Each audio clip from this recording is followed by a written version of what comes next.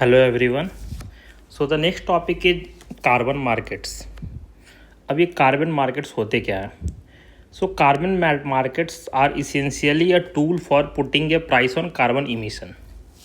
दोस्तों, जो कार्बन का इमिशन होता है, जो जीएचजी गैस का इमिशन होता है, उसको कंट्रोल कैसे करें, तो उसके लिए एक मैकेनिज़्म डेवलप की गई है कार्बन क्रेडिट को ट्रेड करने की। कार्बन क्रेडिट सर्टिफिकेट्स हैं उनको ट्रेड करने की, और वो सारा काम कार्बन मार्केट के अंदर होता है। मैंने आपको पहले भी डिस्कस करा था आपसे, फिर से बता रहा हूँ कि जैसे ये कोई कंपनी ए है, कोई कंपनी बी है। ए और बी दोनों को इमिशन टारगेट दिया गया है कि आप 100 गीगा टन से ज़्यादा प्रोड्यूस नहीं कर सकते हो।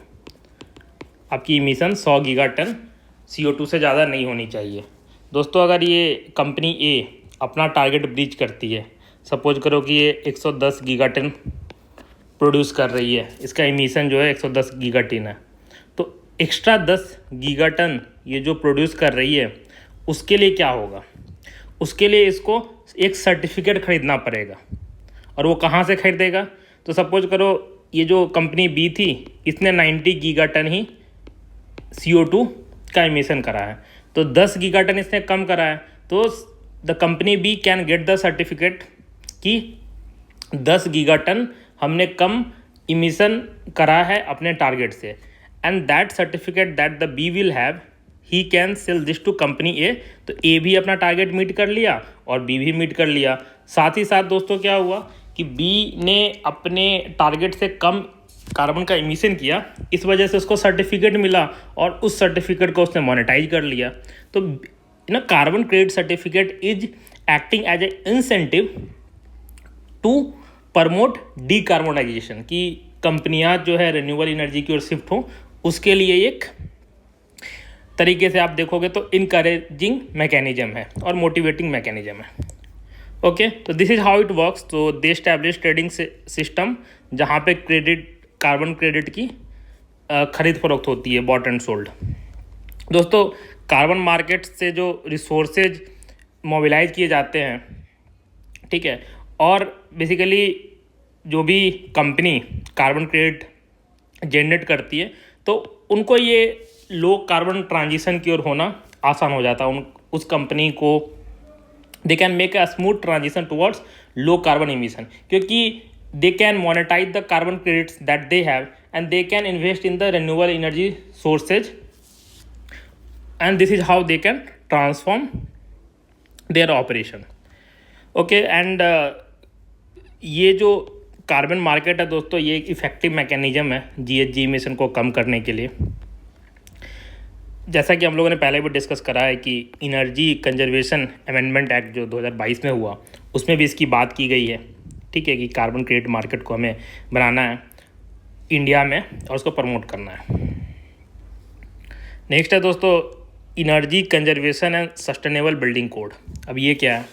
तो पहले तो समझो कि ये डेवलप किसने किया है। ये BEE ने डेवलप किया है। ये है ब्यूरो ऑफ एनर्जी एफिशिएंसी।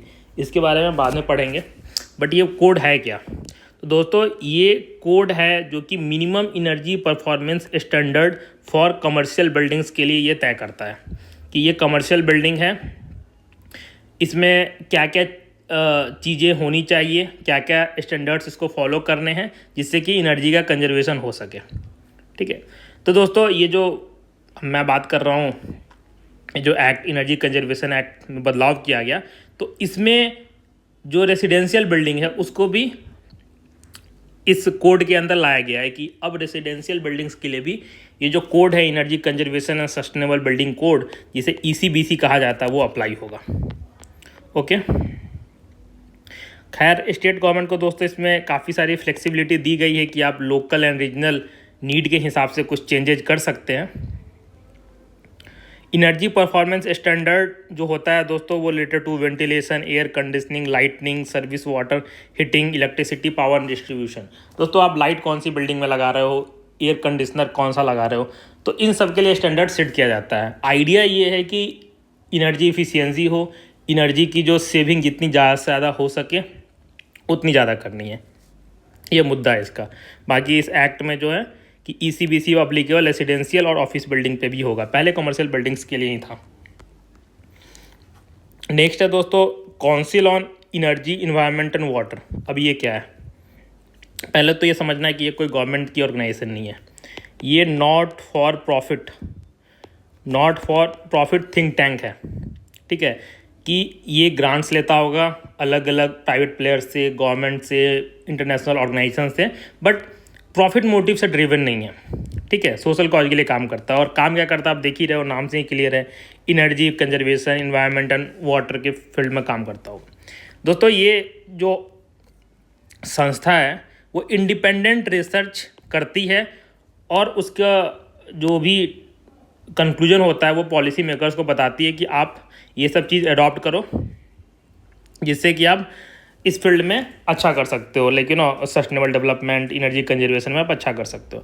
तो दोस्तों जो आइडिया था कि एक सस्टेनेबल इंडिया बनाने के लिए बनाना इस संस्था का एक तरह का गोल है। इसका ऑफिस दोस्तों लखनऊ में है।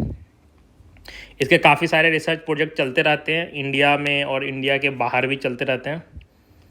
ठीक है, इसकी फंडिंग दोस्तों जो मैंने पहले ही बताया, private, philanthropic, multilateral organisation, government की ग्रांट, कॉरपोरेशन, पब्लिक इंस्टीट्यूशन, यहाँ से आती है।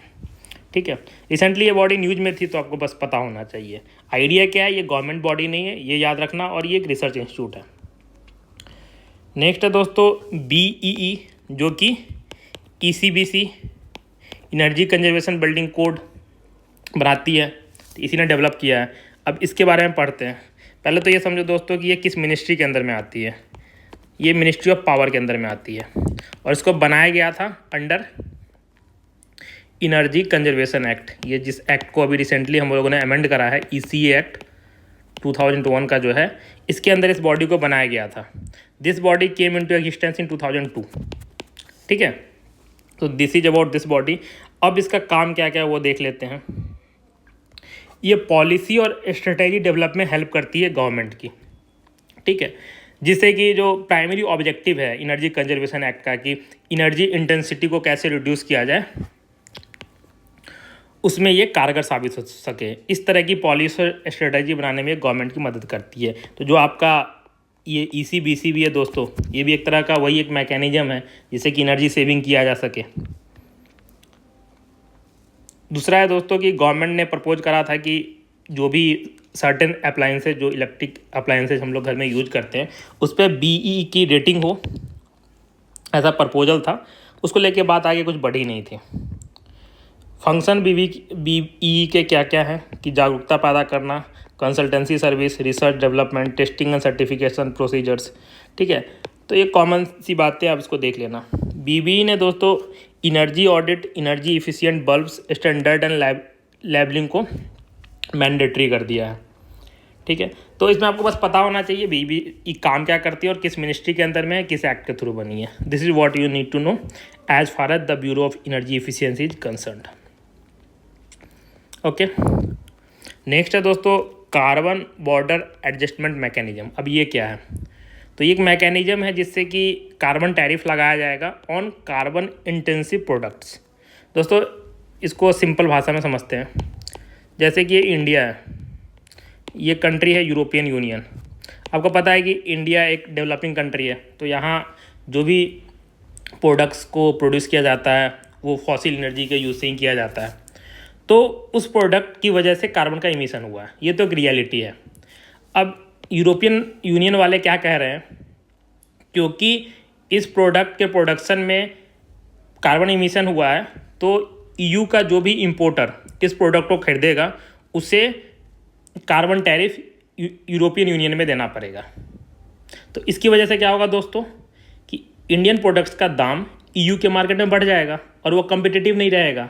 तो इनडायरेक्टली अगर आप देखोगे तो ये एक कोशिश है कि Indian products, not only Indian products, जिस भी कंट्री के प्रोडक्ट हैं जहाँ पे फॉसिल फ्यूल पर डिपेंडेंट हैं, वहाँ के प्रोडक्ट EU के मार्केट में ना जा पाएँ, कम्पिटिटिव ना लगे। तो ये एक आइडिया है इसके बिहाइंड, ऐसा इंडिया कह रही है। ठीक है, EU का क्या आर्गूमेंट है दोस्तों, यूरोपियन यूनियन का, कि हम लोग तो कार्बन न्यूट्रल बनने वाले हैं, 2050 हमारा टारगेट है और इसके लिए ये सब काम हमें करना पड़ेगा। यूरोपियन ग्रीन डील है, जो कि यूरोपियन यूनियन ने फॉलो को जिसके डायरेक्शन में काम कर रही है कि हमें इमिशन इंटेंसिटी अपने इकोनॉमी की घटानी है और 2050 तक कार्बन न्यूट्रल होना है, तो उसके लिए ये काम किया जा रहा है। ठीक है, तो ये तो रही मोटा मोटी समझने की बात। दोस्तों ये जो कार्बन बॉर्डर एडजस्टमेंट मैकेनिज्म है, ये एक्चुअली यूरोपियन यूनियन ने ही लेके आई है, यूरोपियन यूनियन ने ही इसको प्रपोज करा है। और उन्होंने कहा है कि जो iron, steel, cement, fertiliser, aluminium, electricity and hydrogen, इस प्रोडक्ट्स पे CBAM लगेगा। तो इन एरिया को इन्होंने आइडेंटिफाई किया है कि पहले हम लोग जो कार्बन टैरिफ इन प्रोडक्ट्स पे लगाएंगे। ये यूरोपियन ग्रीन डील जो मैं बता रहा हूँ आपको, उसका एक पार्ट है। यूरोपियन ग्रीन डील ने दोस्तों, इनका जो टारगेट ये है कि 2030 तक हमें 55% अपना कार्बन इमिशन को रिड्यूस करना है, जो कि 1990 के लेवल से, और 2050 तक हमें कार्बन न्यूट्रल बन जाना है। दोस्तों इंडिया का भी टारगेट है कि हमें 2070 तक कार्बन न्यूट्रल बनना है। तो जब भी आप इस तरह की चीज़ें पढ़ो तो एक साथ कनेक्ट करते रहो।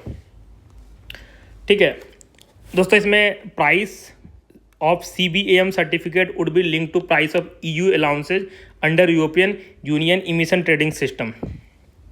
दोस्तों ये समझने की ज़रूरत नहीं है, मुद्दा यही है कि आप अगर ऐसे कंट्री से इंपोर्ट, EU का कोई भी इंपोर्टर ऐसे कंट्री से इंपोर्ट कोई भी प्रोडक्ट कर रहा है जहाँ की कार्बन इमिशन हुआ है उस प्रोडक्ट को बनाने में, तो उससे कार्बन टैरिफ देना पड़ेगा। कार्बन टैरिफ देने का मतलब ये होता है कि दोस्तों उसे CBAM सर्टिफिकेट, जैसे कि मैंने आपको कार्बन क्रेडिट सर्टिफिकेट के बारे में बताया था पहले, तो इन्हें CBAM सर्टिफिकेट खरीदना पड़ेगा, तो उसमें उस इंपोर्टर को पे करना पड़ेगा। तो ऑटोमेटिकली वो प्राइस तो वो एडअप कर देगा उस प्रोडक्ट में, तो वो प्रोडक्ट उस मार्केट में कम्पिटिटिव नहीं रहेगा, एंड एज ए रिजल्ट उसका जो इंपोर्ट होना भी कम हो जाएगा। ठीक है, तो this is the idea behind this CBAM mechanism. तो इंडिया ने इसको दोस्तों जम के अपोज किया है। इवन जो कुछ कंट्री लाइक कनाडा और जापान, ये भी ऐसा सोच रहे हैं कि हम भी इस तरह का कुछ काम करेंगे। ओके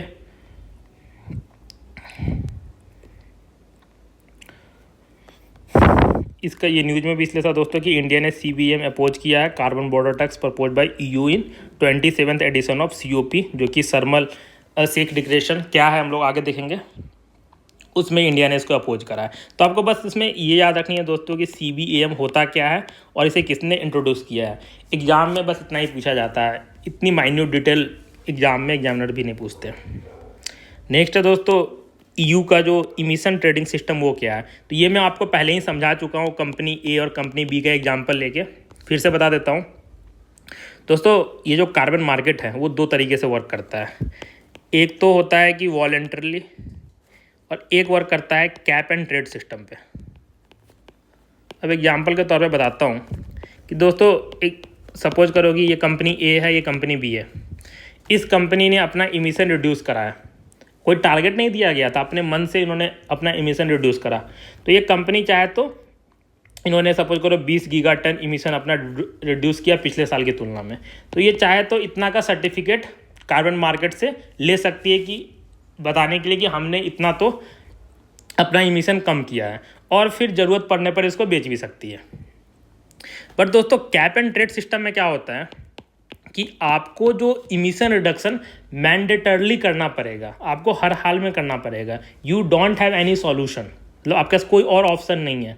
तो इसमें क्या होता है दोस्तों कि अगर फिक्स जब आपके पास कर दिया जाता है तो आपको हर हाल में इमिशन कम करना ही पड़ेगा।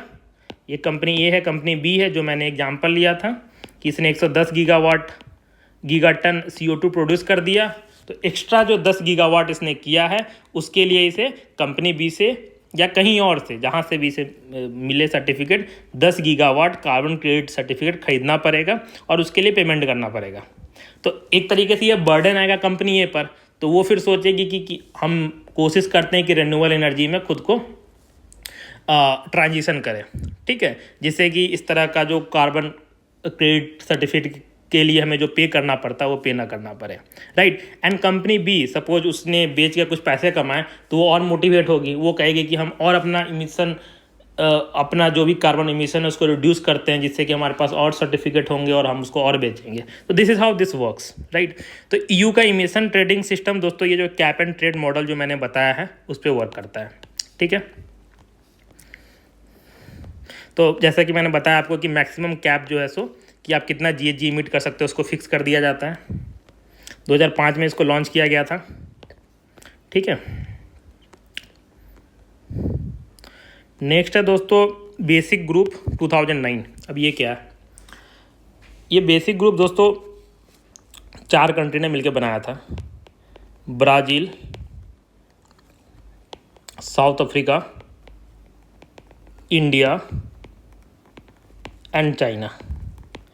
अब इसका क्या एजेंडा मैं आपको सिंपल समझाता हूँ दोस्तों। ये जो क्लाइमेट चेंज का नेगोशिएशन जहाँ भी होता है वहाँ पे डेवलप्ड एंड डेवलपिंग कंट्री आपस में लड़ाई करती है। उनका लड़ाई का मुद्दा ये होता है कि डेवलपिंग कंट्री ये कहती है कि आप तो इंडस्ट्रियलाइज हो गए, आप तो डेवलप्ड हो गए, आपने अपनी इंडस्ट्री बना ली, आपने अपना इंफ्रास्ट्रक्चर बना लिया, सब कुछ बना लिया, लेकिन हम तो अभी बना रहे हैं ना।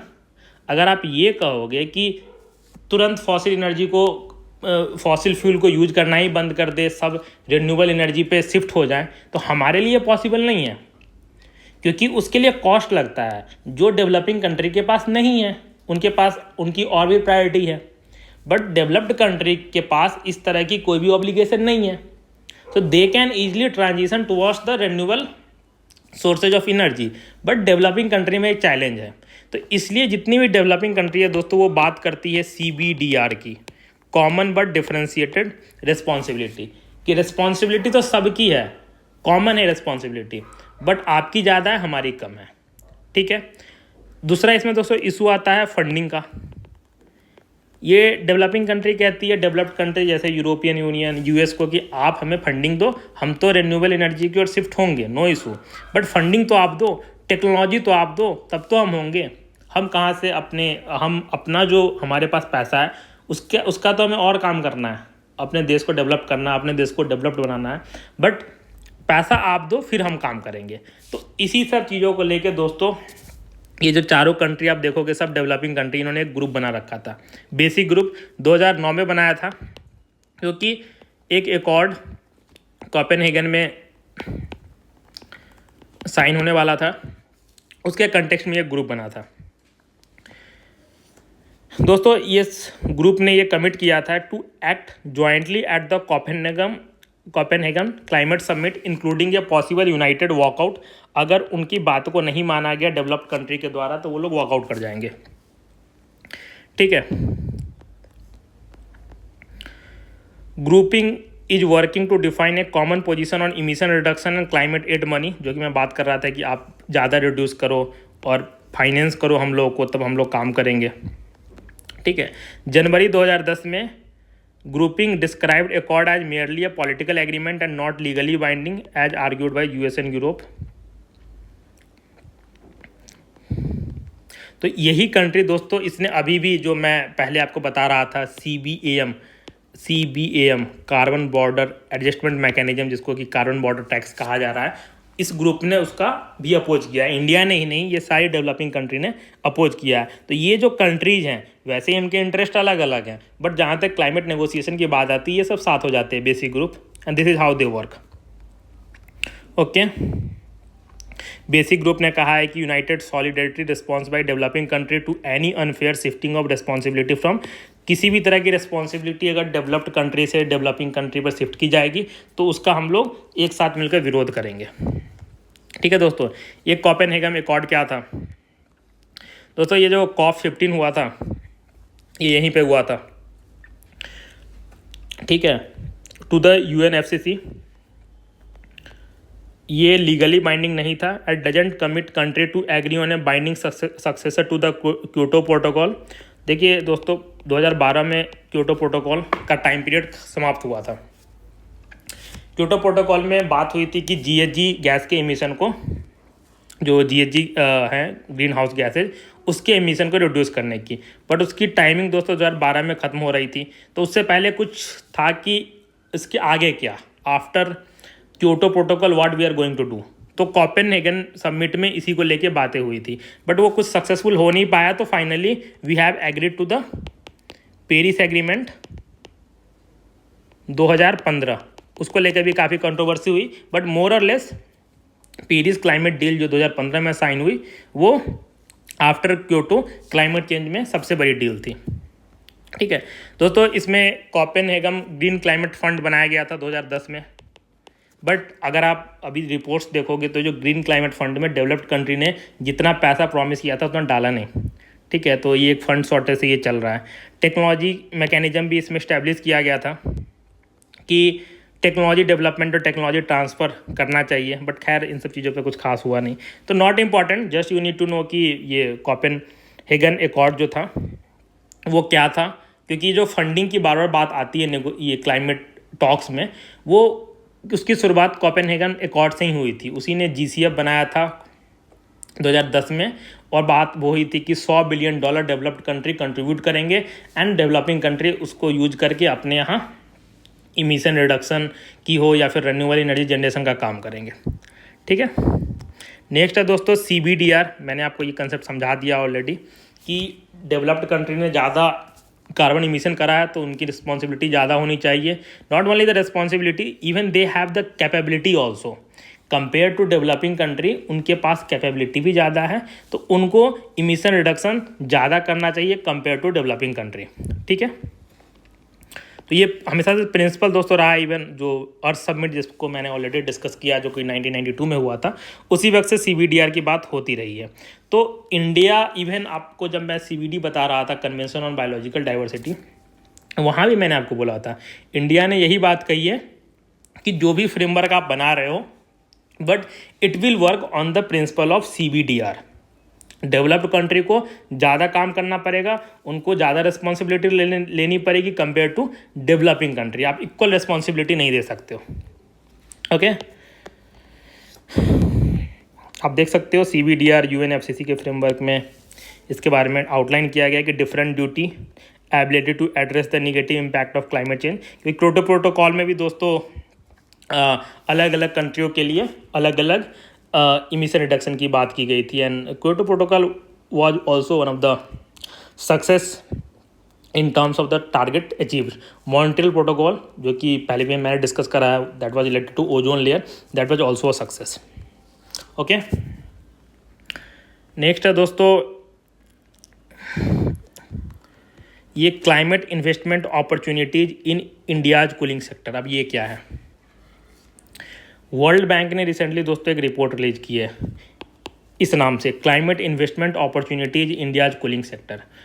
अब इंडिया में ये कहा जा रहा है दोस्तों कि जो heat waves as a result of global warming, heat waves का इंसिडेंट बढ़ता जा रहा है, और इंडिया जो होगा फर्स्ट कंट्री जो कि सबसे ज़्यादा सफ़र करने वाला है इस हीट वेव के इम्पैक्ट से, राइट। तो इंडिया में कूलिंग सेक्टर का जो पोटेंशियल है, जो फ्यूचर पोटेंशियल है, वो बहुत ज़्यादा है, क्योंकि ऑब्वियसली कूलिंग सेक्टर में डिमांड बढ़ेगी, रेफ्रिजरेशन, AC, कूलर, इन सब की डिमांड बढ़ने वाली है।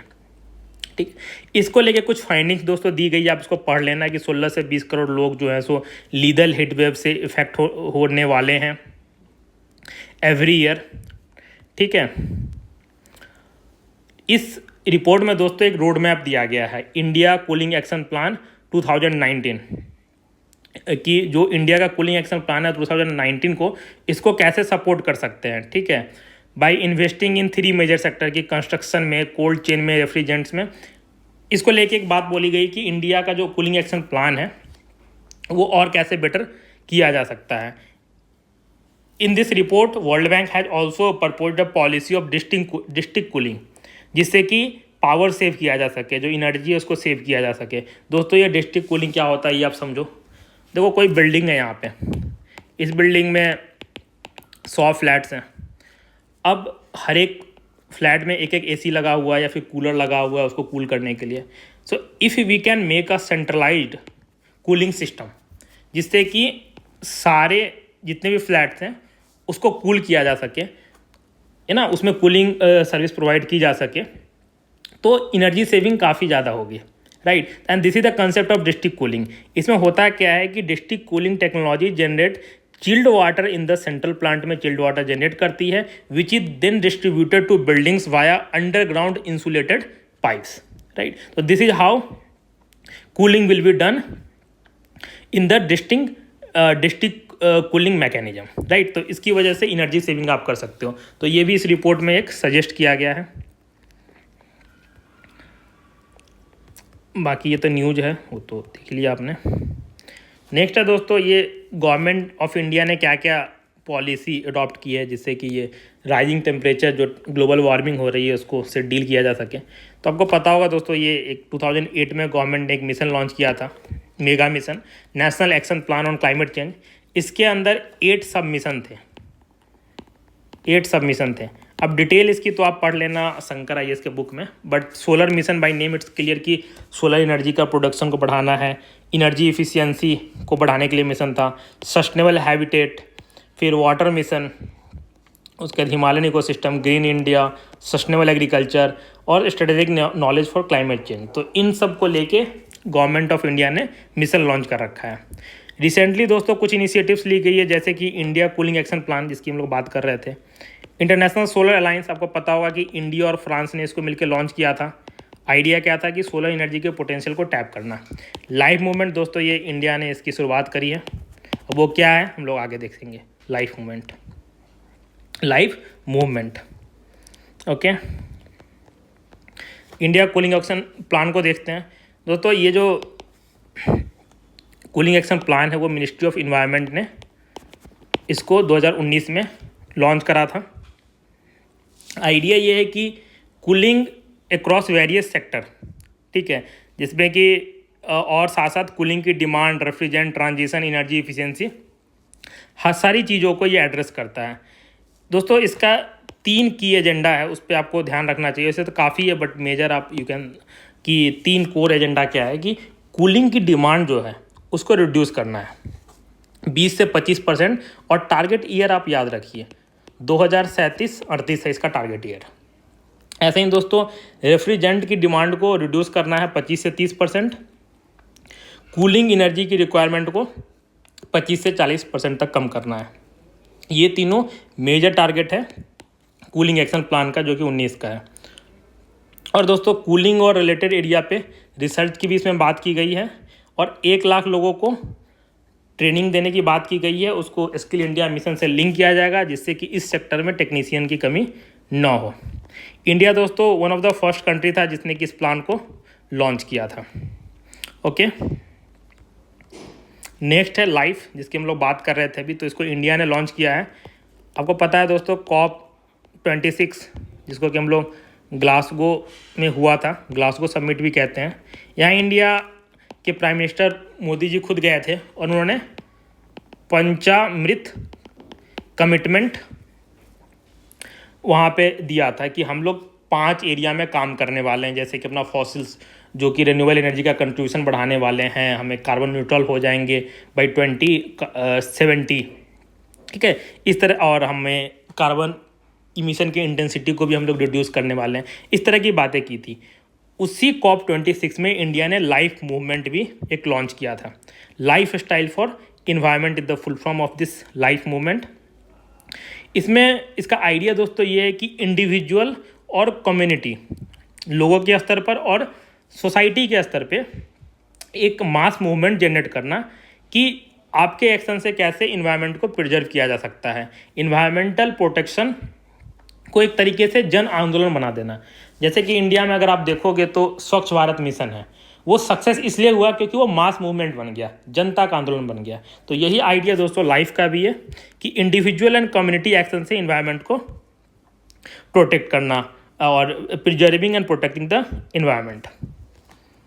अगस्त 22 में इंडिया ने इंक्लूडेड लाइफ, जो कि इंडिया ने जो अपना NDC नेशनली डिटरमाइंड कंट्रीब्यूशन जो सबमिट करा UNFCCC को, उसमें उसने लाइफ मूवमेंट को भी इंक्लूड किया है। ओके, इसमें दोस्तों बात ये की गई है कि हमारा जो कंजम्पशन होना चाहिए वो सस्टेनेबल होना चाहिए, वो ऑब्जेक्टिव होना चाहिए। हमें जानबूझकर माइंडलेस एंड डिस्ट्रक्टिव कंजम्पशन नहीं करना चाहिए, जिसकी वजह से वेस्टेज हो और इन्वायरमेंट को डैमेज हो। तो ये मुद्दा, ये मेन थीम है आपके लाइफ मूवमेंट का, कि हमारा जो यूटिलाइजेशन ऑफ रिसोर्सेज होना चाहिए, कंजम्पशन होना चाहिए, वो माइंडफुल एंड डेलिब्रेट होना चाहिए। ठीक है,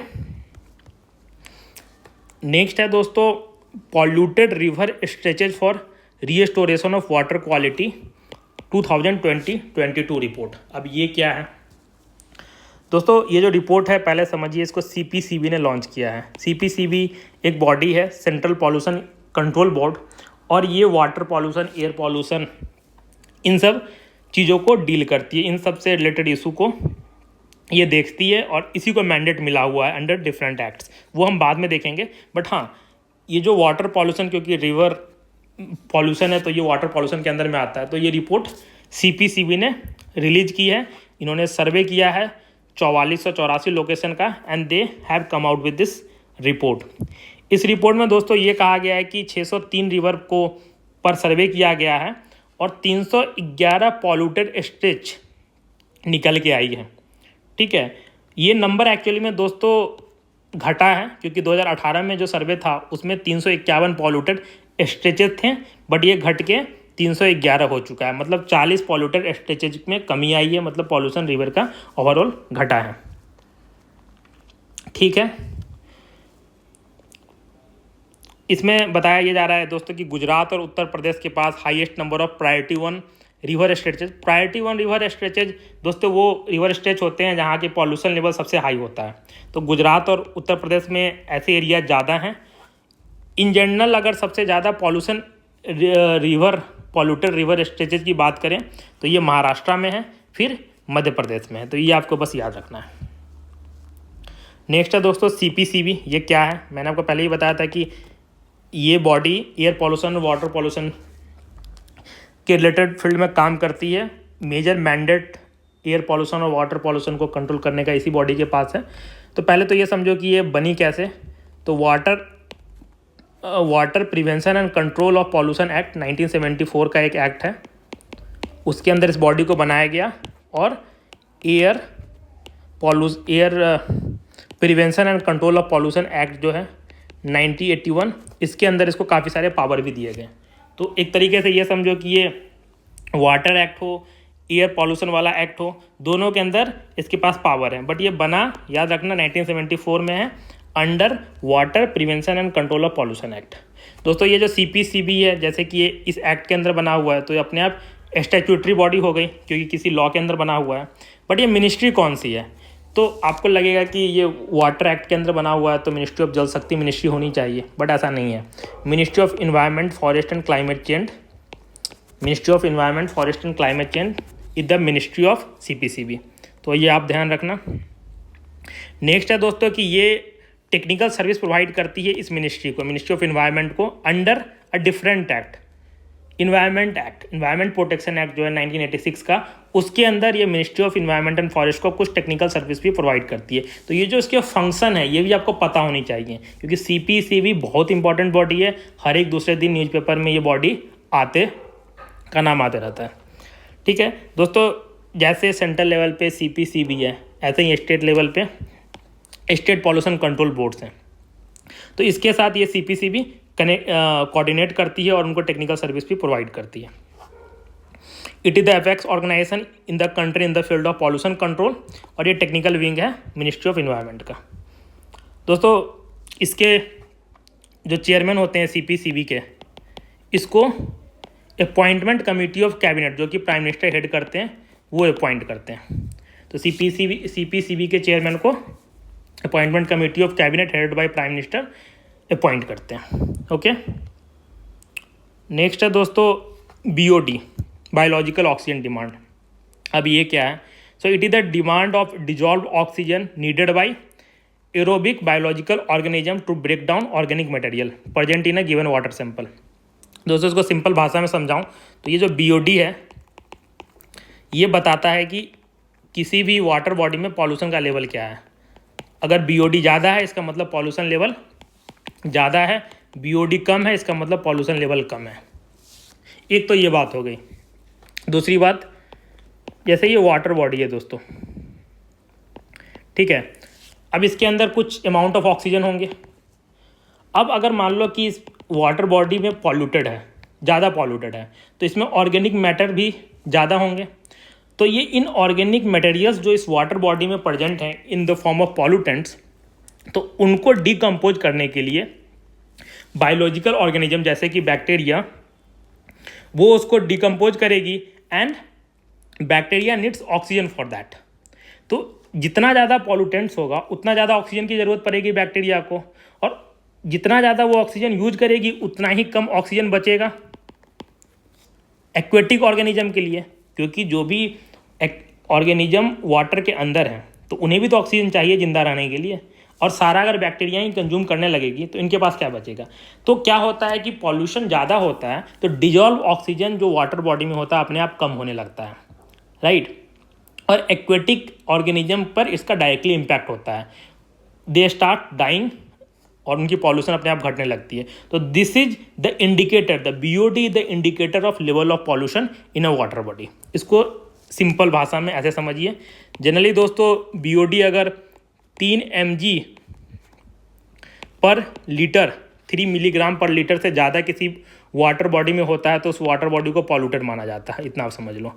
अगर कम होता है 3 mg पर लीटर से तो कहा जाता है कि हाँ ये ठीक है, आप इसमें मतलब नहा सकते हो, आउटडोर बाथिंग किया जा सकता है। एंड दिस इज हाउ, जो मैं पॉल्यूटेड स्टेजेस की बात कर रहा था जो CPCB ने अभी रिपोर्ट निकाली, तो इसी BOD के वैल्यू के बेसिस पे उसको कैलकुलेट किया गया है। ओके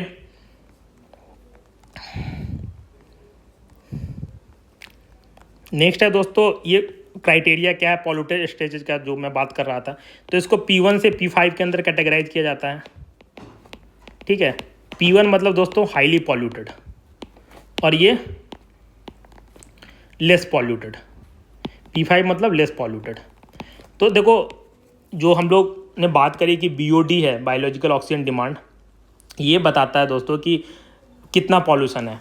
तो अगर BOD 30 ml से ज़्यादा हो, 30 mg पर लीटर से ज़्यादा हो तो वो P1 कैटेगरी में आएगा, ठीक है। अगर दोस्तों इसकी वैल्यू 20 से 30 के बीच में हो तो ये P2 के अंदर में आएगा, और जैसे जैसे वैल्यू कम होती जाती है ये P5 की ओर आते जाता है, ठीक है। तो इससे पता क्या चला कि P1 लेस पॉल्यूटेड एरिया होता है P5, और P1 जो होता है दोस्तों हाईली पॉल्यूटेड एरिया होता है, ठीक है। अब इसको देख सकते हैं यहाँ कि P4 के लिए 6 to 10 है, P5 के लिए जो होता है दोस्तों और कम होता है 3 to 6 होता है। Categorisation BOD exceeding 3 is identified at the polluted location, okay. 2 और मोर पॉल्यूटेड लोकेशन को अगर आइडेंटिफाई कर दिया जाता है रिवर बॉडी में कंटिन्यूसली तो उसको पॉल्यूटेड रिवर स्टेज कहा जाता है। जैसे दोस्तों ये वाटर बॉडी है, यहाँ पे इस पॉइंट पे सर्वे किया गया, इस पॉइंट से सर्वे किया गया, इस पॉइंट पे किया गया, इस पॉइंट पे सपोज करो 2 या 2 से लगातार जगह सर्वे करने पर अगर आपका BOD 3 मिलीग्राम पर लीटर से ज़्यादा आ रहा है तो डिक्लेयर कर दिया जाएगा कि ये जो एरिया है वो पॉल्यूटेड स्ट्रेच है, ओके। तो this is how it is calculated. अगर 3 से कम है जो मैंने आपको बताया तो इट इज़ कंसिडर्ड